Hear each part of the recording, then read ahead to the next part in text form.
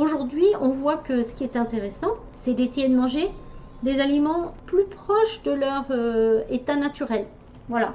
Donc, évidemment, plus de fruits et légumes, mais aussi essayez quand vous cuisinez, quand vous mangez, essayez de faire des plats que vous-même vous contrôlez un petit peu. Donc, vous savez ce que vous avez mis dedans, vous-même allez l'assaisonner, vous-même allez mettre la quantité d'huile ou de beurre ou de sel.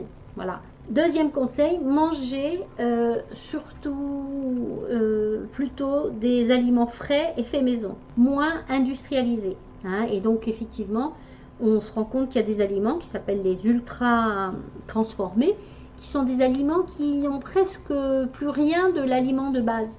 Hein. Ce sont des aliments qui ont été tellement transformés par l'industrie que quand on regarde les ingrédients, il n'y a plus d'aliments naturels. Enfin, on appelle ça la matrice, l'aliment frais. Donc, il va y avoir une grande liste d'ingrédients. Et effectivement, en général, ce sont des aliments qui sont plutôt riches en gras, en sucre, en sel. Tout ce que le cerveau adore. Donc, on a un peu tendance à se dire, oh là là, mais c'est ça que je veux, moi. Ça, c'est cette barre de chocolat là que je veux.